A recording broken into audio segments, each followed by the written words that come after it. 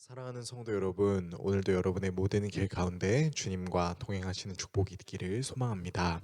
오늘 우리가 함께 묵상하실 하나님 말씀은 사사기 6장 1절에서 10절의 말씀입니다.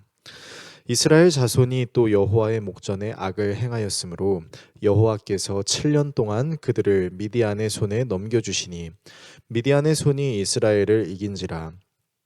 이스라엘 자손이 미디안으로 말미암아 산에서 웅덩이와 굴과 산성을 자기들을 위하여 만들었으며 이스라엘이 파종한 때면 미디안과 아말렉과 동방 사람들이 치러 올라와서 진을 치고 가사에 이르도록 토지소산을 멸하여 이스라엘 가운데에 먹을 것을 남겨두지 아니하며 양이나 소나 나귀도 남기지 아니하니 이는 그들이 그들의 짐승과 장막을 가지고 올라와 메뚜기 떼같이 많이 들어오니 그 사람과 낙타가 무수함이라. 그들이 그 땅에 들어와 멸하려 하니 이스라엘이 미디안으로 말미암아 궁핍함이 심한지라. 이에 이스라엘 자손이 여호와께 부르짖었더라. 이스라엘 자손이 미디안으로 말미암아 여호와께 부르짖었으므로 여호와께서 이스라엘 자손에게 한 선지자를 보내시니 그가 그들에게 이르되 여호와께서 이같이 말씀하시기를 이스라엘의 하나님 내가 너희를 애굽에서 인도하여 내며 너희를 그 종 되었던 집에서 나오게 하여 애굽 사람의 손과 너희를 학대하는 모든 자의 손에서 너희를 건져내고 그들을 너희 앞에서 쫓아내고 그 땅을 너희에게 주었으며 내가 또 너희에게 이르기를 나는 너희의 하나님 여호와이니 너희가 거주하는 아모리 사람의 땅의 신들을 두려워하지 말라 하였으나 너희가 내 목소리를 듣지 아니하였느니라 하셨다 하니라. 아멘. 오늘 본문은 사사 드보라의 시대 이후 사사 기드온의 시대가 오기 전의 내용을 다루고 있는데요. 어떤 내용이 있는지 함께 살펴보겠습니다. 계속해서 여러분과 사사기를 묵상하면서 반복적으로 나타나는 패턴은 이스라엘 사람들이 하나님 앞에 악을 저지르고 하나님은 이방 민족을 통해 이스라엘에게 진노를 표출하시고 이스라엘이 하나님 앞에 회개할 때 사사를 세워주심으로 이스라엘의 구원을 주시는 형태인데요. 이제 사사 드보라의 내용이 끝났으니 바로 또 다른 사사의 내용이 나와야 할 텐데 오늘 본문에는 바로 사사가 등장하지는 않습니다. 오히려 이번 내용에는 이스라엘을 향한 하나님의 심정이 드러납니다. 40년 동안 이스라엘이 평온하니 또 하나님 앞에 이방신과 우상을 섬기는 불순종을 저지르고 하나님은 진노하심으로 미디안이라는 나라를 이용하셔서 7년의 압제 시간을 보내게 하십니다.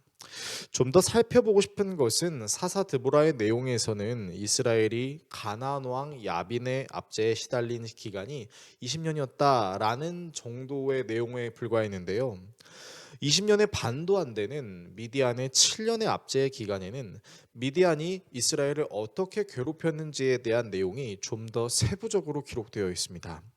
성경의 기록에 따르면 미디안은 이스라엘 사람들이 산에 있는 동굴과 요새로 도망하게 만들어 놓고 이스라엘 사람들이 그곳에서 먹고 살기 위해서 주변에 파종을 해놓으면 그것을 가만히 보고 있다가 추수할 때가 되었을 때 전쟁을 일으켜서 이스라엘 사람들의 모든 먹거리를 심지어 가축들까지 약탈해 버리는 것이죠. 어떻게 보면 좀 더 신박하게 이스라엘을 괴롭히는 것이라고 할 수 있겠습니다. 마치 희망 고문하는 것 같은 느낌, 더 악랄한 느낌이 드는 것이죠. 이런 미디안의 괴롭힘 때문에 결국 하나님 앞에 또 울부짖는 이 이스라엘 사람들에게 하나님께서는 바로 사사를 세우시는 것이 아니라 선지자를 보내셔서 자신의 심정을 드러내십니다. 이스라엘 사람들에게 바로 나 하나님이 너희들을 이집트로부터 해방시켰고 원수의 손에서 구해냈으며 약속의 땅에 이르게 해줬음에도 불구하고 너희들은 이방신을 섬기지 말라는 내 말을 듣지 않았다 라는 말씀을 하심으로 오늘 본문이 마무리되는 것이죠. 오늘의 말씀을 우리의 삶에 어떻게 적용해야 할까요? 오늘 본문은 사사기의 패턴이 등장하기 전 하나님의 심정을 드러내는데요. 하나님께서는 똑같은 불순종을 계속해서 저지르는 이스라엘 사람들에게 나는 너희를 구원한 하나님이야. 나는 너희들에게 이방신을 섬기지 말라고 말했어. 그럼에도 너희들은 내 말을 듣지 않았어 라는 말씀을 하십니다. 이 말씀을 자세히 보시면 하나님은 이스라엘 사람들에게 그들 자신을 보호해준 어떤 대가를 요구하시는 것이 아니라 마치 하나님과 이스라엘이 어떤 관계였는지를 계속 상기시켜 주시는 느낌이 듭니다. 이를테면 부모의 말을 잘 듣지 않고 제멋대로 하려는 자녀에게 부모가 아들아, 딸아, 나는 너의 아빠야, 엄마야 라고 말하고 있는 것 같다는 말이죠. 즉 하나님은 이스라엘 사람들에게 너희와 나의 관계를 떠올려라 라고 말씀하고 계신 것 같습니다. 반대로 이스라엘 사람들을 생각해 봅시다. 왜 이 사람들은 하나님이 보내주신 사사들을 통해 구원을 얻었음에도 불구하고 왜 같은 실수를 지속적으로 반복하고 있는 것일까요?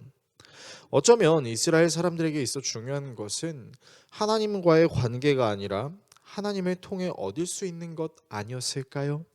하나님이 그들 자신에게 진정한 구원이 아니라 하나님께서 주실 수 있는 그것을 구원으로 삼으려고 했던 것 아닐까요? 그래서 이스라엘 사람들에게는 하나님과의 원만한 관계를 유지하는 것이 중요한 게 아니라 하나님이 주시는 구원을 얻음으로 자유를 얻어 그 자유로 자기들이 원하는 대로 살려고 하는 것을 구원이라고 생각했던 것 아닐까요? 만약 하나님이 주시는 것만을 원하는 것이라면 그것은 사실 신앙이라고 말하기보다는 도리어 하나님을 이용하는 내지는 하나님과 거래하는 것이라고 할 수 있겠습니다.